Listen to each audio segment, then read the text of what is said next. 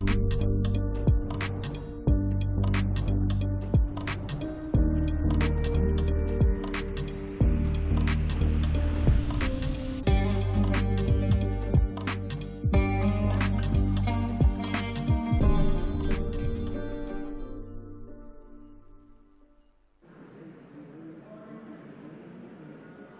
morning.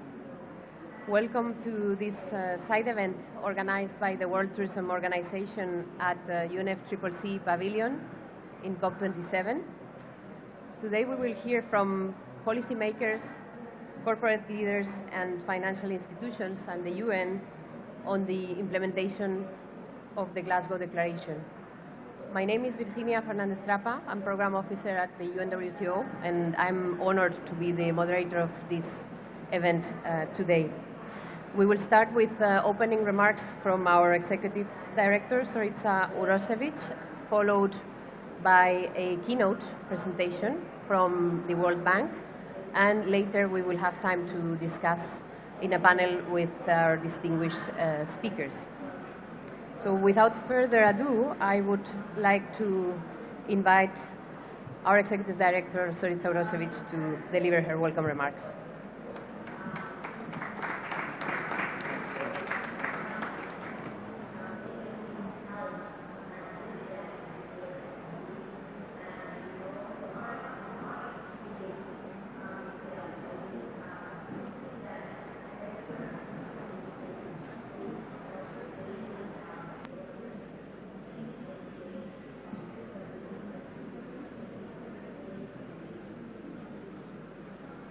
Good morning to everyone. Ambassador Thomson, Special Envoy for the Oceans, dear colleagues and guests, on behalf of the Secretary General, I warmly welcome you to today's event. We just had 1 year after we launched the Glasgow Declaration on climate action. From COP26, we triggered a remarkable movement in the transformation of our sector. Today, we have the privilege to continue making tourism a key factor in these vital climate change debates. Our discussions must now focus on implementation and transformation. In our official side event yesterday, we listened to the experiences of the Glasgow Declaration signatory, including both destinations and businesses. We also had the opportunity to hear from our sister agencies. All of them presented the efforts to accelerate climate action in tourism. We heard about targeted policies and corporate strategies which are supporting emissions measurement and the decarbonization of tourism operations. But today, we wish to focus on another important facet of the Glasgow Declaration. This one goes beyond measurement and mitigation and is very much linked to the transformation efforts taking place within our sector. Our focus is on regeneration and, most importantly, on financing to unlock transformation. We need to seriously increase the ability of our ecosystems to draw down carbon towards net positive, not only net zero. This is essential if we really want to reach the net zero by 2030, 2050 at the latest. Around 30% of all CO2 emissions are absorbed by the oceans. So clearly, a net zero tourism future will depend on the oceans. But it's all about finding the right and necessary balances. For instance, tourism accounts for 40% of the ocean economy. Coastal and maritime tourism plays a significant role in the economic prosperity of islands and coastal communities, bringing jobs and investment. Given this, our sector needs to play a more active role in protecting coastal and marine environments, as well as other fragile ecosystems. The good news is that we are uniquely placed to contribute to the restoration of these important ecosystems. But this is only one of the possible pathways for regenerative approaches. And even here, we need to accelerate our action while improving our understanding of the mechanisms and their limits. While doing so, we have the opportunity to increase the competitiveness of our businesses and destinations. Today, we will be hearing from our distinguished speakers about regenerative approaches at the destination level. I look forward to some interesting insights, ideas, and action. Dear colleagues, a more ambitious sector-wide approach is needed if we are to ensure tourism accelerates climate action in a meaningful way. In the aftermath of the severe impacts of COVID on tourism, the current geopolitical situation is exacerbating tourism's already high dependency on resources and energy. And this is where we have a real opportunity as well. The Glasgow Declaration is a roadmap to bridge the gap between good intentions and meaningful climate action. It's a concrete plan of action supporting tourism transformation and competitiveness. We know that 80% of tourism businesses are SMEs. We just released at the G20 in September, Tourism 20, guidelines for SMEs. And among the 5 streams for transformation and resilience, tourism climate action is key, with preserving biodiversity and nature-based solutions. So we are on the right track, but we need to provide the means, and this is where knowledge, understanding, empowering, and financing are really key. And as we said before, it really doesn't bear repeating. While we are making in our work to empower policymakers and business to shift, we will not be able to hit our goals if we are not facilitating green investment and finance. So in short, we need to rethink financing, but as well development, because we as a UN agency, we cannot continue to do business as usual. UNWTO discussion and progress on Article 6 of the Paris Agreement provide us with a solid ground to rethink financing and opens up a world of opportunities. The world is changing. We need to rebuild an integrated and innovative investment model to accelerate change through innovative business models. This can be supported as well by innovation, research and development. At UNWTO, the last 5 years, we conducted startup competition with more than 16,000 startups submitting requests from 123 countries and leveraging equity and angels funding for more than 200 million for the sector and for the startups. So we will continue maybe reinventing and stimulating that ecosystem and opportunity. As a UN agency, we cannot only deliver technical assistance. Technical assistance needs to become de-risking for a new blended impact finance model. This is where we need to join forces with key financing partners as well. And most importantly, we will need to empower and to bring the capacity for this shift and this change. We need new jobs, we need new green jobs. So there as well, there is a space to grow for youth, for bright minds, to engage that path and to enable to unlock the capacity of the sector. We definitely need to work together, tourism, environment, international finance institutions, UN entities, but as well equity finance and innovative carbon finance, among which blue carbon. UNWTO is exploring new avenues for innovative finance models and advancing with a number of partners to unlock finance for the sector by building a new net zero tourism ecosystem and facility. Today's discussion aims to advance towards a new path in this direction for building inclusive society, prosperous economies, and a healthy planet. Let's begin here and now. And we have an immense pleasure to welcome Ambassador Thomson and Madame Maria Pangestu from the World Bank. Thank you very much.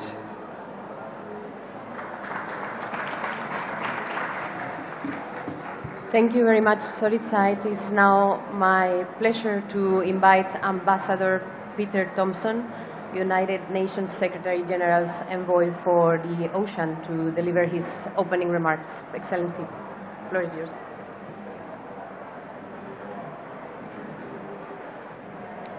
Thank you very much. Can you hear me clearly? Good. Let me start with some general messaging, and the smiles will all vanish from your face within 30 seconds, and you'll all be looking at me angrily after about 60 seconds.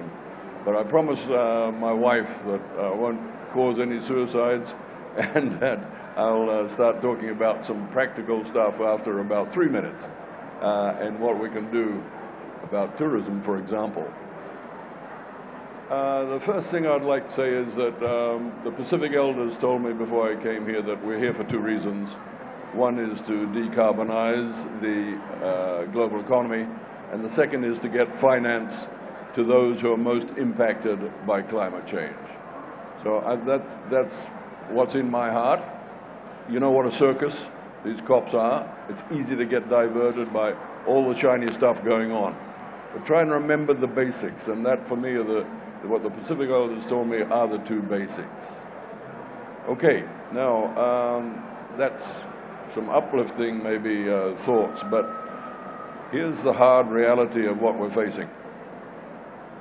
Secretary General of the United Nations, not a guy on a soapbox in Hyde Park, arguably the leader of humanity on this planet, certainly morally.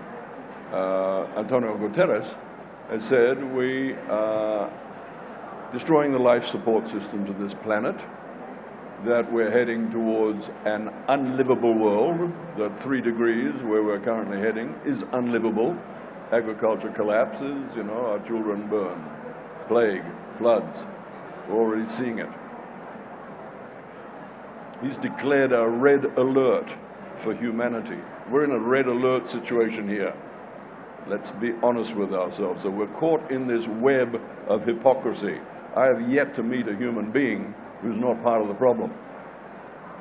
Let's be honest with ourselves. We're all part of the problem. The transformation which we're called to make is not being made. Look around and answer that question honestly of yourself in terms of what you're eating, how you're traveling, etc.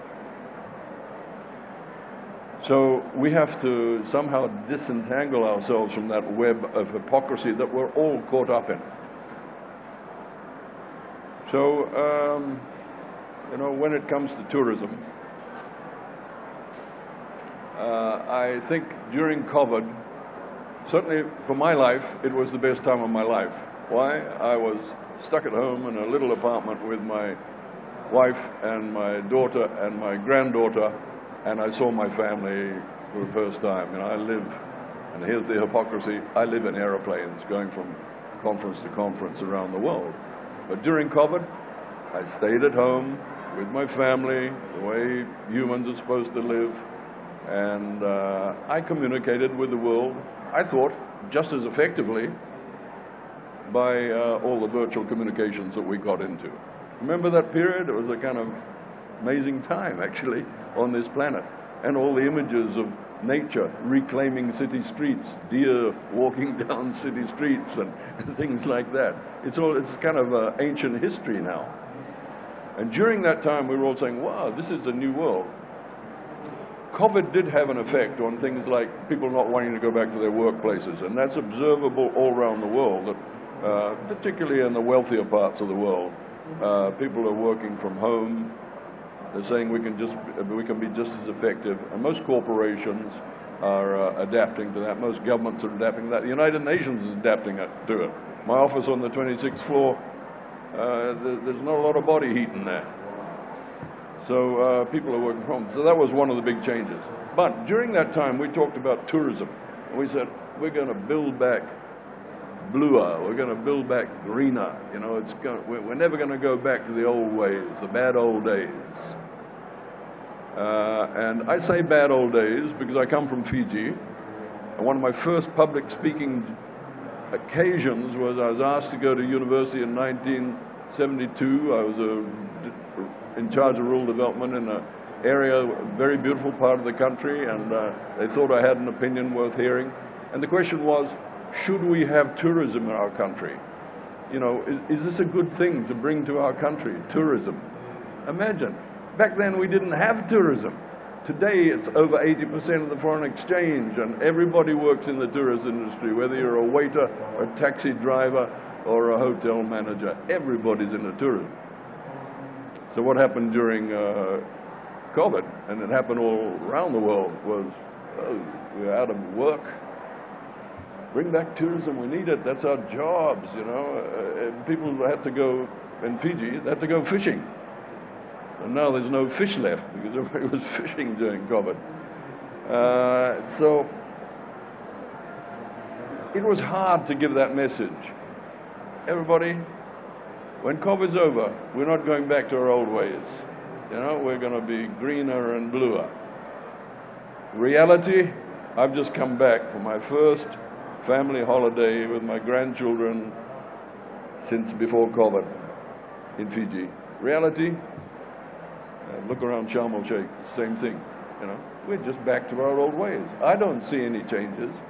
I know that there are good people out there doing good things in the hotel industries and so on. You know, I think about my friends in Iberostar, for example. You know, they're doing fantastic work. There are lots of people doing great stuff, right? And everybody says, you know, reuse your towel, and that little sign and the thing there. Yeah, okay, that saves your laundry bills, I'm sure, if you're running a hotel.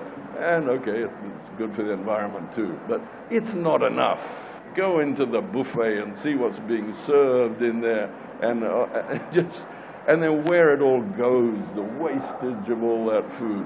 And think about the civil aviation, those that are just filling up our skies with that poison for us to get to our holidays in the south of Spain or Fiji or wherever it is. We have gone back to our old ways. Now, on my family holiday in Fiji, one thing I did was my granddaughters in that COVID time, the ones that lived out in the Pacific, they had grown from this to this, you know, higher than me. So I took them on a PADI course, and two of them qualified as divers with me, and we went diving, and it was wonderful. Actually, in that part of Fiji where we were, coral was vibrant, just everything, just as it was back in the days when I dived there 5 years ago and grew up in that area, just as it was, except the big fish had gone. Big fish had all gone into people's stomachs. All the small fish was there. The coral was still vibrant, so you couldn't blame the ecosystem. The humans had taken the big fish away. And then I went out to a small island run by a friend of mine. There's a small resort on it.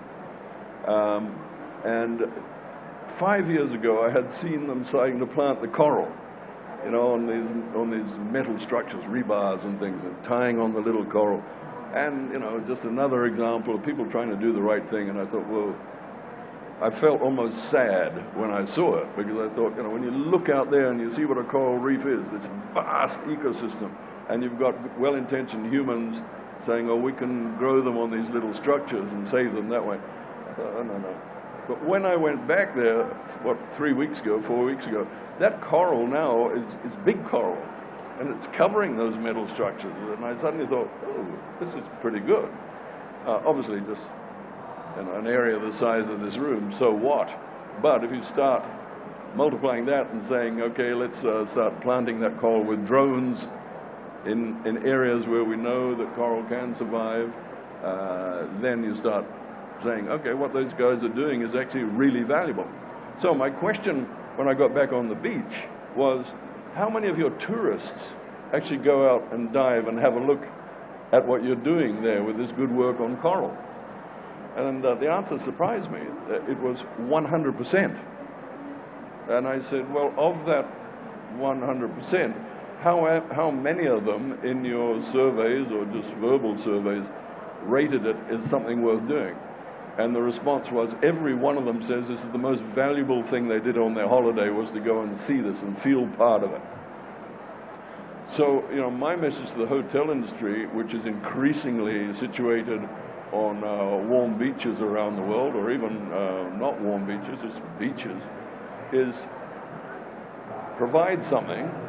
If it's not legally required, at least altruistically or morally required, you must be providing as part of your tourism package something that shows the tourists that they are part of saving our ecosystem, that they are not contributing to its demise. They are, in fact, at least neutral. Give them that opportunity to show that they are on the positive side of the equation. So I think for, you know, tourism, and I'm a child of the tourist industry, my brothers all grew up as hotel managers and so on. I think that tourism has been obviously a huge bonus for the world, but it's been a curse as well. And we've got to take the negatives out of it, and we've got to turn it into something that is responding to the red alert which the Secretary General has declared for our species. And we cannot continue in good faith with it, even though it's providing all those jobs and all that lovely foreign exchange. We cannot continue with it in good faith unless we're prepared to transform our ways that, as I say, respond to that. And I would say, in closing, some of you have heard me say this in other speeches, but we're currently on a highway to hell. A highway to hell. That's what 3 degrees is. There's a big sign on the motorway. 3 degrees. That's where we're going. Comfortably down a smooth 8-lane highway in our lovely vehicles. The kids in the back are screaming, they don't want to go there. They don't want to go there. Oh, no, we're going to 3 degrees. Why? Because we have the apathy and the greed and the sense of entitlement that we belong on this highway. We've earned it. We're worth it. And that's where we're going, to 3 degrees. But the good news is there's another smaller sign up ahead saying 1.5 degrees that way. And it's a narrow road, and it's a rocky road. But it's one which goes to a place that our children and our grandchildren can survive. Now, tourism has to be with us on that rocky road to 1.5. If it is just going to take us down that highway to hell to 3 degrees, then it's a wicked industry. And I do believe we have, more faith in ourselves than just to consign our grandchildren to fire. So with that, I would like to put a smile back on your faces, but I'm struggling with it when I think about that. And that web of hypocrisy. I can see my brother's face in front of me, who's in the tourist industry, saying, but Peter, you're taking away my job if you talk like that. My response to my brother is, yeah, okay, you keep your job, you keep the little hotel running that you're running, but make everything in it renewable and nature positive, and then I'm with you. I'll go and stay at your place anytime. Thank you very much.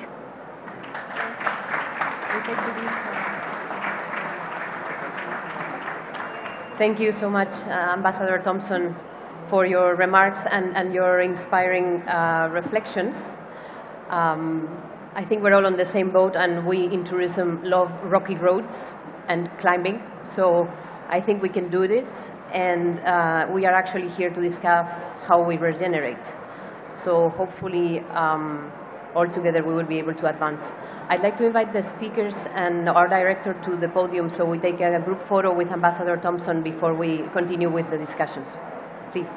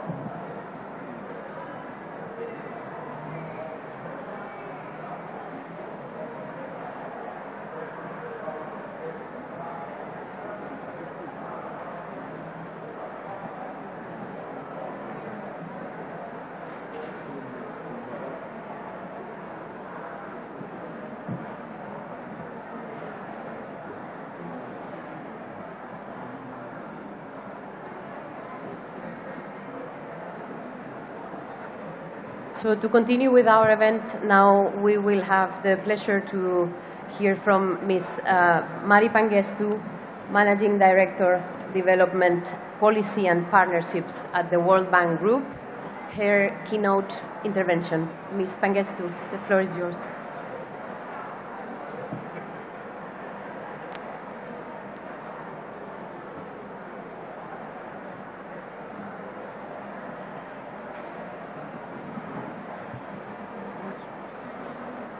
Thank you, and good morning, good afternoon to everybody.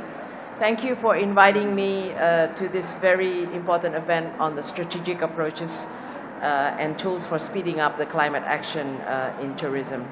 And thank you for the invitation and also to share this stage with the UN Secretary General, Executive Director Zoritsa Urosevic.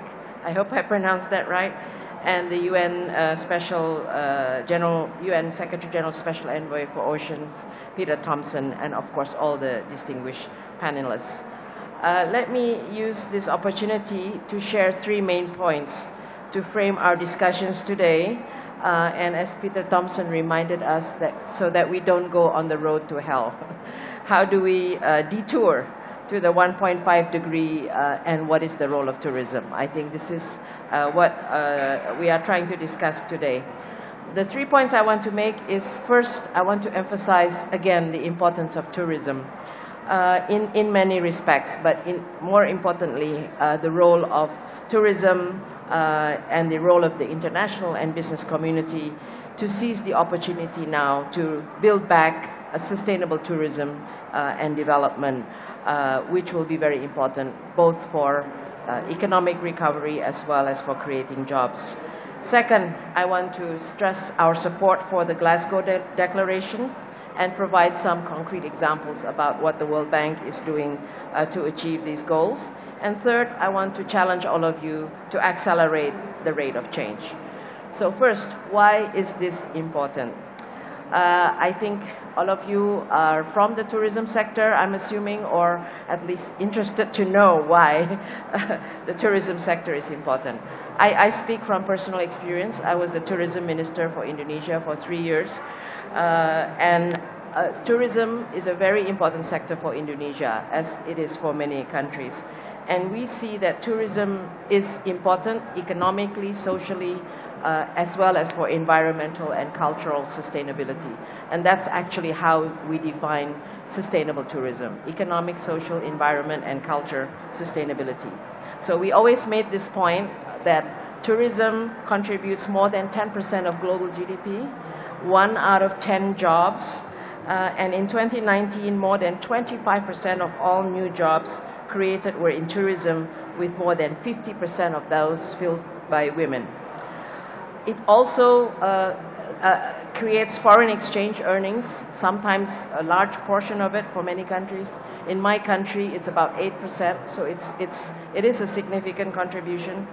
But the impact of tourism goes beyond the tourism sector. The multiplier effect of tourism, whether it's in agriculture, retail, transport, manufacturing, and all kinds of other services. And I just want to applaud the UNWTO for all its work on this, what do you call it, national accounts of the tourism flows. I actually, when I was tourism minister, I was able to have numbers to show the impact of tourism that is wider than the direct impact. And that was very, very powerful. And when managed well, tourism is also critical for protecting environment and cultural heritage. And I can't overemphasize this, because a lot of what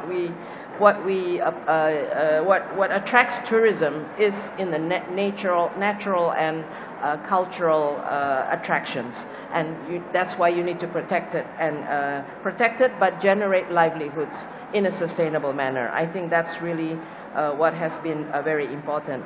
And I just wanted to put a plug in the relationship between the protection and sustainable development of culture, the importance of creative industries, because I was actually Minister of Tourism and Creative Industries. And there's a great link between creative industries, tourism, as well as sustainability of culture and sustainability of the environment. But unfortunately, we know tourism is one of the industries most affected by the global pandemic. We have seen millions of livelihoods at risk, and the reversal of trends of equality that was happening. Because I think one thing I learned about tourism is that it has the direct impact on the community that is living in that area. And it's not like a factory somewhere out there which creates jobs for 100,000 people, but it's unrelated to the community around it. Tourism tends to have this very important effect on local and community development. We know that the drop in tourist arrivals by 74% globally, and by an average of 85% in emerging economies.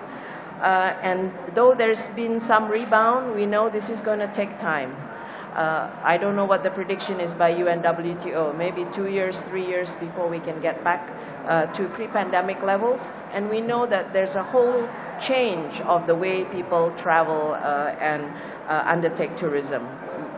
Increasing domestic tourism, increased proximate travel, less mass travel, more outdoor and adventure tourism, more culture-related tourism, more individual travel. In a way that's good. How do we take advantage of these trends to develop sustainable tourism?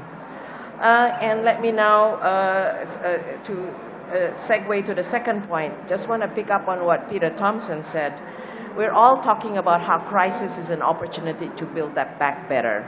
So with the same thing, the same question we need to ask with tourism. How can we use this crisis in what we're facing now as an opportunity to build back blue and green, resilient and inclusive tourism? And this is really what I want to talk about. So there are these two things that are related to climate, because we are at the COP. Let me focus on the climate impact. So tourism contributes to greenhouse gas emissions. That's on the one hand. The estimate, as you know, is about 8% of the world's carbon emission. As the industry recovers, emissions associated with tourism are projected to increase by 25% by 2030 compared to 2016. Almost half of these emissions come from air transport, so accelerating green transportation option is therefore a priority, other than what we need to do in the tourism sector itself. 22% comes from goods and services, including food for tourists, so transitioning to circular economy, business operations that reduce waste, develop localized supply chains, building out green and sustainable tourism infrastructure, and so on, are going to be part of it. On the other hand, climate has a big impact on tourism. We all know about the effect of climate change, storm surges and rising sea levels and rising temperatures on tourism. 80% of tourism infrastructure is in the coastal zone, and I can speak that from my own country, which is has a lot of coastal zone. And vegetated coastal habitats are some of the most efficient carbon sinks available. So you can actually achieve both. If you can protect and develop the tourism infrastructure in the coastal zones, you are achieving the carbon sink, increasing the attractiveness of tourism to those places. As an example, in Indonesia, we're doing this massive program of mangrove restoration. And mangroves actually have huge, all kinds of benefits, carbon sink, but also big for tourism attraction. The challenge, as we know, is very much where Peter is coming from, the 38 small island developing states that rely on tourism for more than 30% of their exports. The World Bank is doing these country climate and development reports. I just want to share one tourism example for you. We found that extreme temperatures will lead to a 10 to 11% reduction in Rwanda's tourism if they don't pay attention to the not just adaptation and resilience in their own country, but the mitigation, the 1.5 degree issue will have an impact on countries like Rwanda. So that's kind of the introduction of why it's important and what we need to do. So what can be done? The Glasgow Declaration sets ambitious goals to halve emissions over the next decade and reach net zero emission before 2050 through 5 pathways, as we know. How to measure better the tourism-related emission, decarbonize tourism, regenerate by restoring and protecting ecosystems, collaborating with all stakeholders, and financing. I think Peter also emphasized the issue of financing.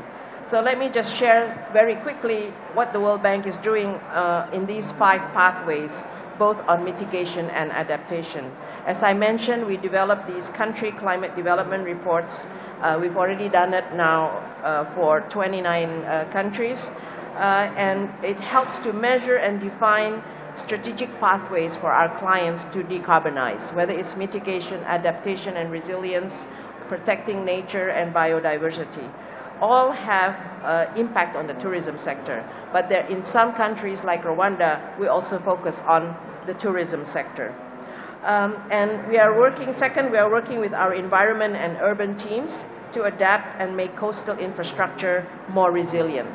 And urban infrastructure more sustainable, transportation, sustainable buildings, creative cities. These are some of the programs we have, and these all hopefully will also support tourism.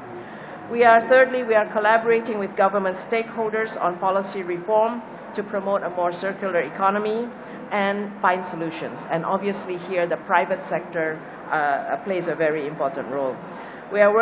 Fourth, we are working with our partners in the IFC on supporting financing for transitioning hotels to resource-efficient models. And finally, we are also in the financing space, besides our own lending and our own financing, we are also helping countries find innovative ways to raise financing, such as the Seychelles Blue Bond, and other financial innovations that improves carbon and biodiversity credits that often are related to tourism and financing. I'll give you some examples. In the Uganda Investing in Forests and Protected Areas for Climate Smart Development project, we are investing in restoration of protected areas such as carbon sinks, and infrastructure investments that emphasize climate-smart design and strengthen economic resilience of communities. In Senegal, we are working through export and competitiveness project on adaptation with investments to address active beach erosion, and there have been successful in restoring more than 2 square kilometers of beaches and saving more than 80 million of private investment. An interesting one is in China, the recently approved Gansu Revitalization and Innovation Project with the UNWTO involvement, which incorporates both adaptation and mitigation.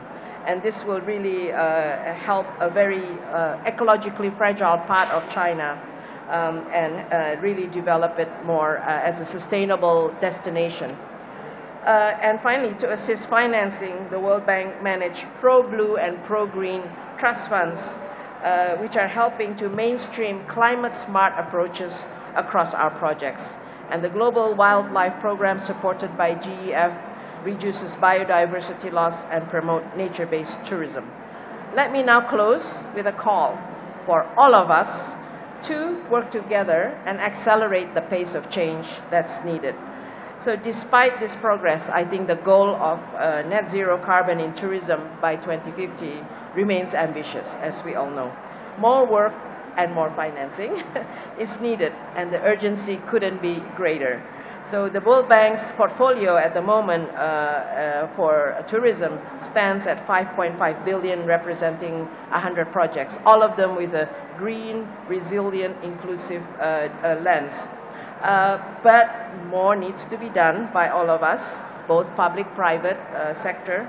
And what we need to do is, as what the World Bank has done, is to put this green, resilient, inclusive development lens in all that we do, to recognize the interrelationship between people, planet, and the economy.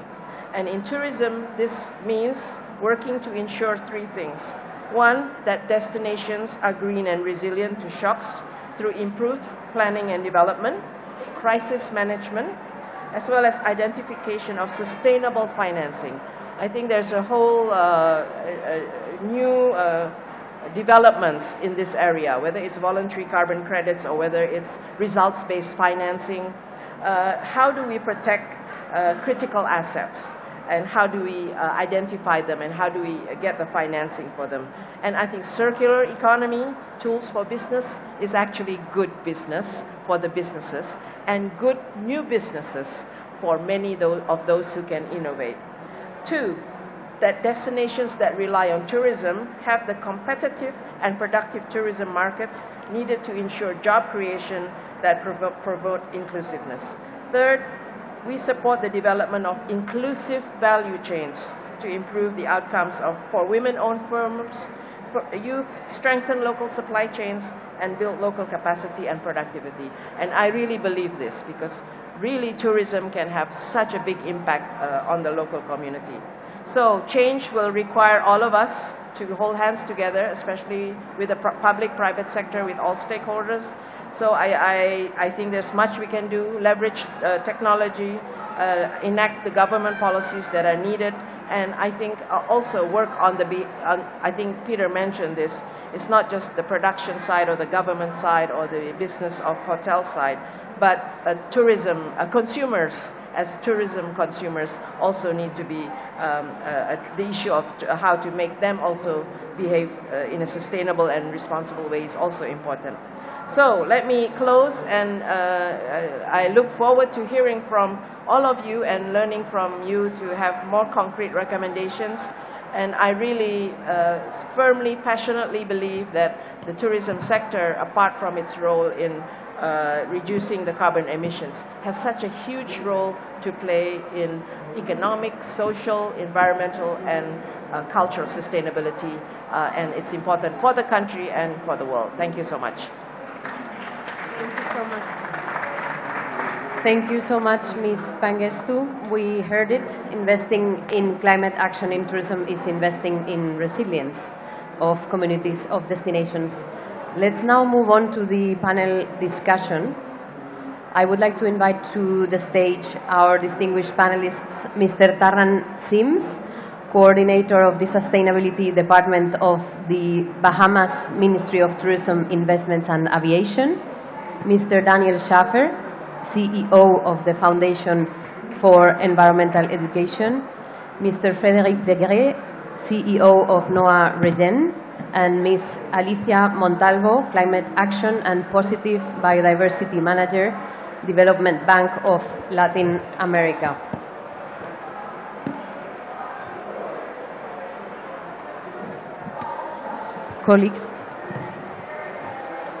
Colleagues, thank you so much for accepting our invitation to join this panel. The discussion is about regeneration and finance. You know, these are two of the pathways of the Glasgow Declaration. We also have a video from a panelist that could not make it in person. He's the Minister of Tourism of the Maldives, Dr. Mausoom, Abdulla Mausoom. Let's start getting inspired for the panel watching his intervention. Could we please play the video of Dr. Mausoom? UNWTO Secretary General, His Excellency Zoritsa Kashmir, Ministers, Excellencies, ladies and gentlemen, warm greetings from the Maldives. It gives me great pleasure to say a few words at this very important side event of COP27. For the Maldives, tourism is our main industry, contributing over 46% to the GDP directly and over 80% indirectly. Just like other countries, Maldives tourism is also resource-based. Our tourism's main product is one island, one resort developments that the world is talking about. Our next major attraction is our beautiful coral reefs. Our reef systems, its flora and fauna. Our islands and coral reefs, both are very fragile, as global warming and climate change is a concern to our tourism industry. We are celebrating 50 years of tourism this year. Over the years, Maldives has been known for practices of sustainable tourism development. Government policy, private sector collaboration, and institutional engagement has made Maldives a well-known sustainable tourism destination. But today, we are faced with more challenges. Our industry partners are having to deal with challenges associated with global warming and climate change more frequently now. We need to partner with our industry stakeholders, international agencies, associations, other countries in a joint effort to tackle climate change and global warming. We have to focus on measuring, decarbonizing regeneration. We have to have meaningful partnerships I'm very encouraged by Maldives private sector's engagement and government's policy drive in more renewable sources of energy, particularly that of solar energy. And I'm also really encouraged with small but very meaningful projects of coral regeneration. The global warming and climate change needs action, no matter how small. Being a small country, there is little Maldives could do, but we do everything we do with a sincere heart. We hope that other countries and other partners will engage with Maldives in protecting our tourism's resource base and ensuring that our fragile islands and our reef systems are protected and our tourism resource base is taken to the next generation in good shape. I wish you a successful event. Thank you. Thank you very much, Minister, for reminding us of the dependence of tourism on healthy ecosystems. Coastal destinations are actually at the front lines of climate action. Let's now hear from another coastal declaration, the Bahamas. We're looking forward, Tarran, to welcoming the Bahamas as a signatory of the Glasgow Declaration. Now, we know this is complex for a Ministry of Tourism, a complex endeavor. I'd like to ask you if you could share with us a bit the process that you are following in the ministry to become a signatory, and also what activities are you involved in terms of climate action.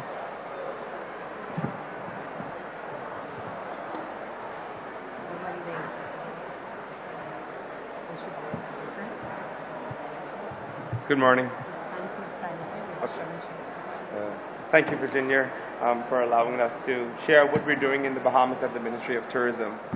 As we all know, the United Nations World Tourism Organization has indicated that CO2 emissions are set to double by 25% by 2030 at 2016 levels. This is alarming. This is an alarming statistic, not just because the emissions are heading in the wrong way, but because underpinning the development of a successful tourism sector in small island developing states is a temperate climate, healthy ecosystem, high biodiversity, and a pristine and litter-free environment. Yet, the sector's high dependence on fossil fuel, unsustainable land use, and wasteful consumption patterns are key drivers of climate change, pollution, and loss of biodiversity. It is important then that ministries of tourism, particularly in small island nations, focus on ramping up climate action and leverage activities around climate mitigation and adaptation. The Glasgow Declaration creates the path for tourism-dependent countries to focus on the development of regenerative tourism products that prioritize conservation of nature and the protection of it. These pathways that include measurement, decarbonization, regeneration, collaboration, and financing are essential to the development of a tourism sector that is equitable for tourism, for people, place, and planet. Over the past 5 years, the islands of the Bahamas have experienced 7 major hurricanes, which caused loss of life and crippling economic setbacks. In a recent speech by our Prime Minister, the Honourable Philip Brave Davis, between 2015 and 2019, 50% of the Bahamas' outstanding debt was linked to recovery measures to repair infrastructural damages and mitigate employment losses. Further, the Economic Commission of Latin America and the Caribbean consecutive post-hurricane reports has indicated that the largest loss and damage was in the tourism sector. As we know, climate change is cross-sectorial, and the nexus between tourism and climate is one that should be a priority for developing countries. It requires climate-smart solutions to be embedded into every sector, especially in small island developing states. The Bahamas is currently scaling up adaptive strategies with capacity building, technology transfer, and project financing through its capacity building initiative for Transparency Initiative. This initiative seeks to assist in mainstreaming and integrating climate change considerations into national and sectorial developments to 1, strengthen institutions for these activities and in alignment with national policies, 2, provide relevant tools and training and assistance for meeting the provisions stipulated in Article 13 of the Paris Agreement, and 3, assist in improving transparency in government reporting. It will establish the necessary institutional arrangements for GHG emissions cumulation, facilitate NDC tracking, and in both mitigation and adaptation activities and agency report received. This would allow for the coordinated whole-of-government approach to reporting to the UNFCCC, and as a stakeholder on the National Climate Change Committee, the Bahamas Ministry of Tourism is expected to participate in these initiatives to ensure that we can meet our international commitments.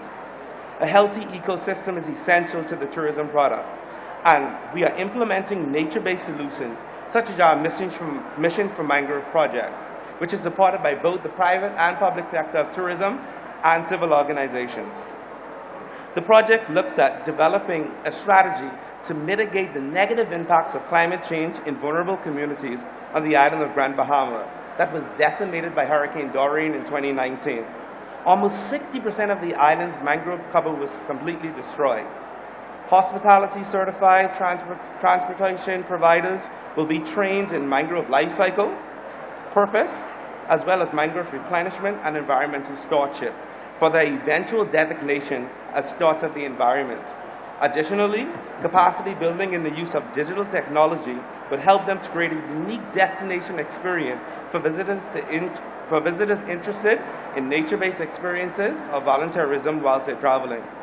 The use of digital technology in booking these tours is intended to ease the burden of conducting business in digital space for stakeholders on the islands of Abaco and Grand Bahama. The Mission for Mangrove project is a primary example of how we can use tourism's potential as a positive force for regeneration of our mangrove forests, which are excellent carbon sinks, maintain ecosystem health, rebuild coastal resilience, and protect the coastal communities exposed to climate impacts. Additionally, community-based tourism is at the heart of our tourism core. We have partnered with the Global Sustainable Tourism Council to develop destination stewardship councils throughout our islands to embed sustainable governance and tourism development within our country. And finally, the Andres Community-Based Tourism Cluster Initiative would focus on developing a sustainable, year-round, nature-based tourism product for the Bahamas. So as you can see, the project in the Bahamas Tourism Ministry seeks to create a sector focusing on reducing climate impacts, maintaining a healthy ecosystem as we are preserving our nature, communities, and culture for the benefit of our people and our visitors. Thank you.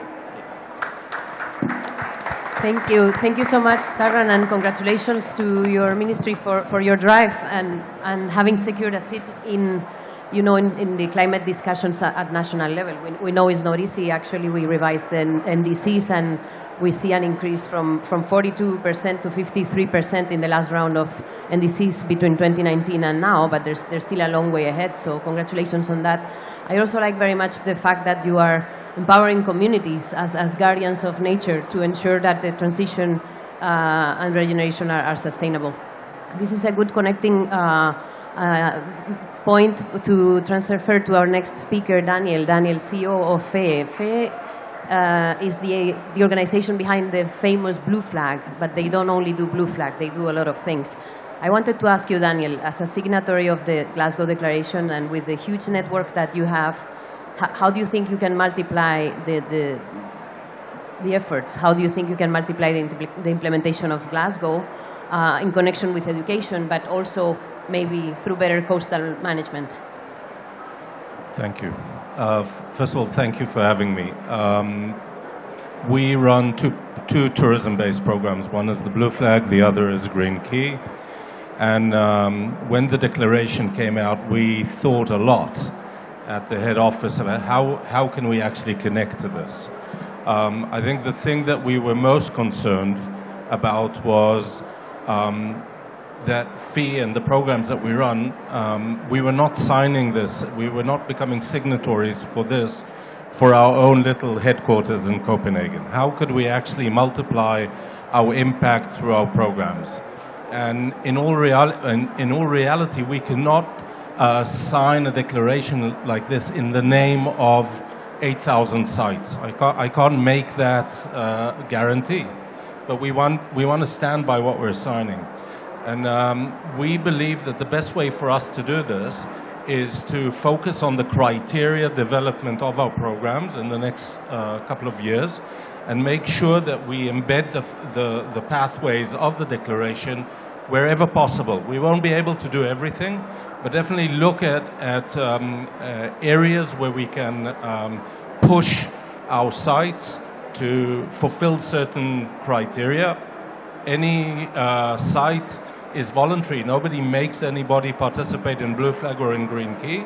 So if you want this, and you want it for your marketing, you want it because it's the right thing to do, whatever reason it is that as a municipality or as a hotel manager, you decide to go for one of these awards or certifications, you choose to do so. Here's the list of actions that you can take. I very much believe in a solution-based system, so we shouldn't challenge the sites too much to figure this out on their own. If we can help them and bring them these solutions, they will do it.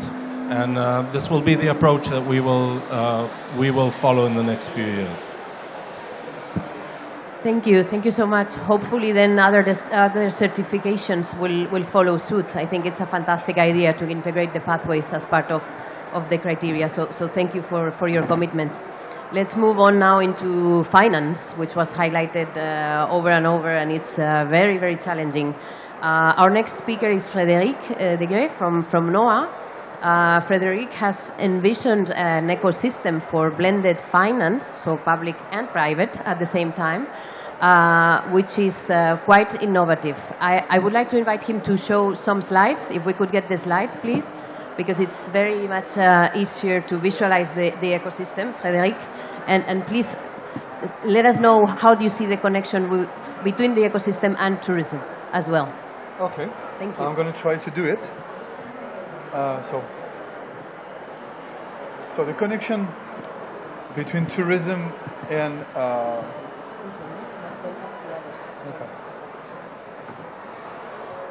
the ecosystem is kind of easy to understand. We've been listening to numbers before. One of them is 40% of the tourism industry is directly linked to oceans. And the other number we heard, it's 8% of the global emissions comes from the tourism activity. So what has been said by Ambassador Thomson is clear. We have been back to the same mechanism that before. And why? Because certainly it's a lack of financing to help the industry fast-tracking the decarbonization. So this is what we are trying to achieve with our ecosystem at NOAA. So we need to value natural resources with the highest level possible, and one of them is the blue carbon, which is a multi-trillion-dollar market. If we can catch these funds and re-inject it as a blended mechanism to have a multiplicator effect with other sources of funding, this potentially is game changer because of the size of the market.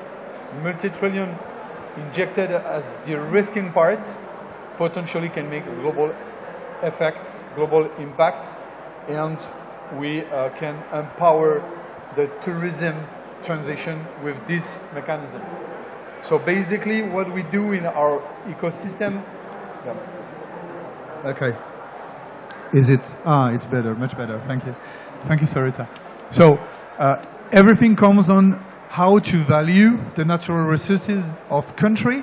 So everybody knows about Paris Agreement, everybody knows about carbon credits, that also biodiversity credits, plastic credits, and more. So we help countries to value this at the highest level. And one of our innovative approaches that we have a technical company, we are a R&D company, and we have unlocked technologies that now enable and unleash the blue carbon, which is another layer very important. As you know, carbon sequestration in ocean is the highest level than any other ecosystem. Then we help within our ecosystem to trace. We offer measurement tools, traceability tools, using blockchain in a very innovative way to eliminate greenwashing and bluewashing, and to re-inject it in a proper way into the economy. So the next steps after traceability and carbon insurance is to trade it, and then we ask countries to re-inject it as de-risking investment for technical assistance, due diligence, early phase, where traditional banks and private equity is not able to come. So this is the way to unlock other sources, which are private funding, private debt, additional grants, and public funding into the game. And all of it is traced with the same blockchain mechanism to showcase the life cycle of the carbon assets or the biodiversity assets.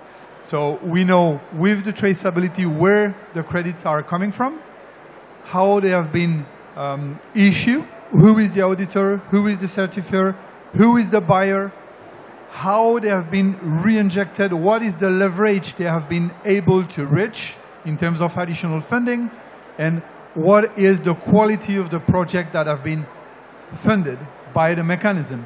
So, once we audit projects in terms of impact measurement, we do not only measure the carbon, but the biodiversity and any other side benefits. We call it Blue Plus Impact label, if we can talk about it. So it is game changer because of the numbers. It's a multi-trillion-dollar market that needs to be unlocked and going back into the circular economies of the transition.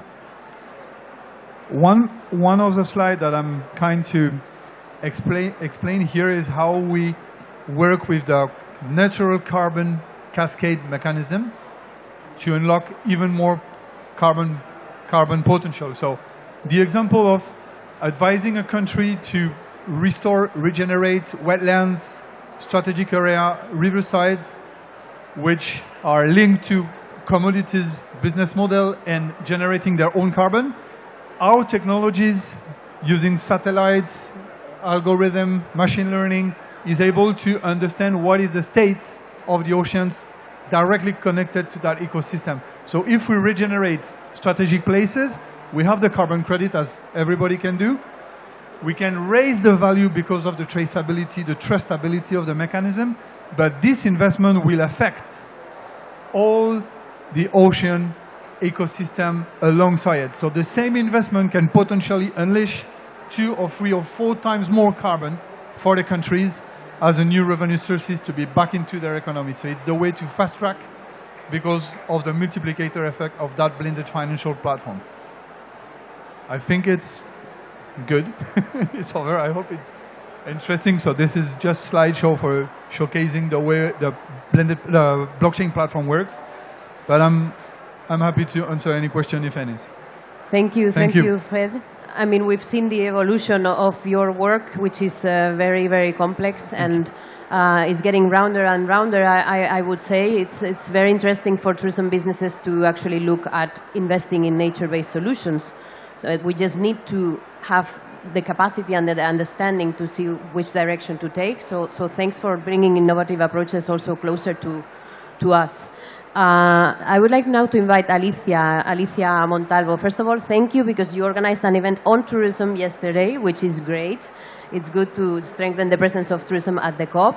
So I'm sure that many of the panelists there maybe echoed some of the things we have already been saying here. So would you like to transport any messages from your event to our audience? And could you share with us a bit the perspectives of CAF, of the Latin American Bank for tourism and regeneration finance?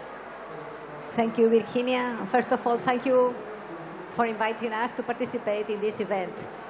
As a multilateral development bank, the Development Bank of Latin America, we feel very proud of being one of the main institutions working with tourism as a sector by itself. And this is because we consider that the tourism is very important for economic development, but it's very important especially for environment.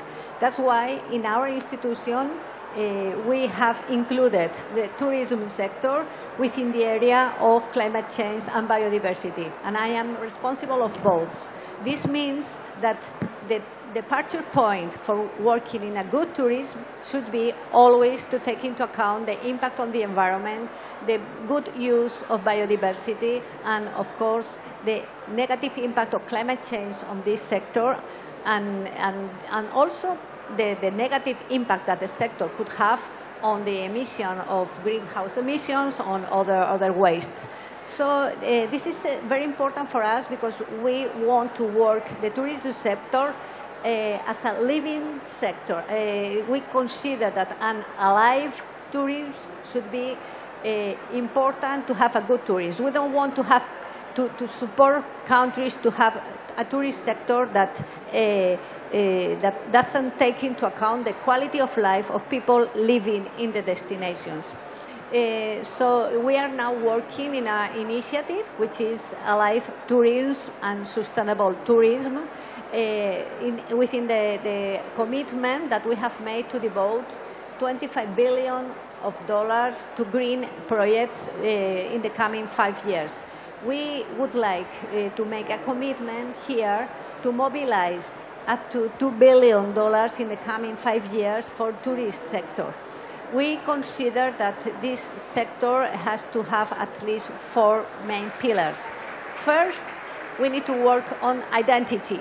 We, in Latin America, of course, and in other countries, but in Latin America, it's very important always to link tourism with the identity of indigenous communities and the communities living in the places. So identity is important for us, and equity as a departure point. Also, it has been mentioned the importance of cultural heritage. This is something that we are working a lot also in our institutions to really make a good use of cultural heritage, always considering again the importance of including of the communities, indigenous communities, in the handcrafts, this kind of products that has to be really promoted. And the third one is the one we are talking here, which is climate change, biodiversity, the blue economy. We have 230 kilometers of coast in Latin America. We consider that the blue economy has to be very important for us. We made in the ASEAN summit last July a commitment of devoting $1.2 billion to blue economy, but we really consider that the blue economy has a strong potential. It has been stressed by many of us, but what we think is that we need to talk carefully with the local communities, and we consider that this is an important asset of GAF. We are very close to countries. We are in 20 countries right now. We are planning to increase our membership to the Caribbean, all the Caribbean countries, and we think that linking climate change, both from the side of mitigation and adaptation and biodiversity to tourism, is a really very good bet we want to make here and of course in the future. So thank you very much for giving us the opportunity. Yesterday, Panama and Dominican Republic, they stressed the importance of that, and we are working with them and with other countries, also with other institutions. Thank you very much. Thank you so much for announcing those important upcoming supports for our sector. We look forward to working together. We're running out of time, but I don't want to close without inviting our colleague from UNEP, United Nations Environment Programme, to deliver his closing remarks. As you all know, the Glasgow Declaration is implemented within the framework of the One Planet Sustainable Tourism Program, where we collaborate closely with UNEP. So thank you so much, Eric, Mr. Eric Usher. He is the head of the Finance Initiative in UNEP. Thank you. This seems to be more effective, right? Okay, well, thank you very much. And it's a great discussion, always under challenging circumstances here at COP. It forces us to focus. I'm here on behalf of UNEP. I would like to say on the Finance Initiative, and I particularly like the discussions and the new types of innovations that are being put forward here. We're very pleased to be hosting the Sustainable Blue Economy Finance Principles on behalf of a number of stakeholders, and we are seeing growing interest in the space because obviously of the criticality of the issues, and I think increasingly understanding from the different stakeholders, including particularly from the private sector, that it's no longer enough to just conduct your business the way you've always done it. We need to understand both what the risks are and what the ways forward. So I'd like to thank the WTO and all of the panelists for, I think, really driving the climate agenda in the tourism industry and providing, let me try to provide some of the takeaways from this event. I think as you know well, and Peter referred to this, that the UN Secretary General, in his position, pointing out that the net zero of the tourism industry really depends upon the blue economy and the protection of oceans ecosystems, with, roughly, as we hear different numbers, but 80% of all tourism taking place in coastal areas. The types of interventions we heard from Maldives, from Bahamas, really illustrating this interconnectedness between climate action, protection of ecosystems, and tourism, and that the industry is highly, highly dependent on marine resources, such as coral reefs, that are key for regeneration. Now, as we've been seeing, the successful example around the Glasgow Declaration, with over 700 signatories today committing to ambitious climate action in just over 1 year. This really demonstrates, the readiness of the tourism industry to take ambitious action, and I think is the need for collective and coordinated effort. And of course, this is something within the private sector and the tourism industry, and between the private sector and government authorities. I think, however, as the WTO Executive Director has pointed out, the bridge to implementation, the financing mechanisms really need to be rethought. We need to think about the types of innovations that are being put forward here today. We can no longer consider technical assistance as a goal in itself. Instead, it really has to be about how do we de-risk the new types of blended impact finance models that can be used. Tourism, the business, has a fair role to play in building innovative investments and business models, and we need to bring other actors as well to the table. I think blue carbon, as presented from NOAA, really has a great potential, but more has to be done, and we need to be learning while we're doing. Collaboration across the tourism industry, but also with the financial sector, will be key, both the public and private actors. We're very happy from our side to be helped to contribute to that. So finally, I'd like to call on all tourism and stakeholders, public and private, large and small, to become signatories of the Glasgow Declaration on Climate Action in Tourism, and to support implementation of the Paris Agreement targets across the tourism sector. Thank you very much. Thank you so much, Mr. Usher, and thank you to all the panelists. I'd like to kindly invite you to bring the discussion outside of the room, because the colleagues in UNFCCC have been extremely patient with us and gave us a bit of extra time, so thank you for that. Thank you, everyone. Let's discuss outside. It's been fantastic. We really appreciate it. And I would like to thank my colleague, Roxana Astari. She's not here, but she has been instrumental. So thank you, Roxana.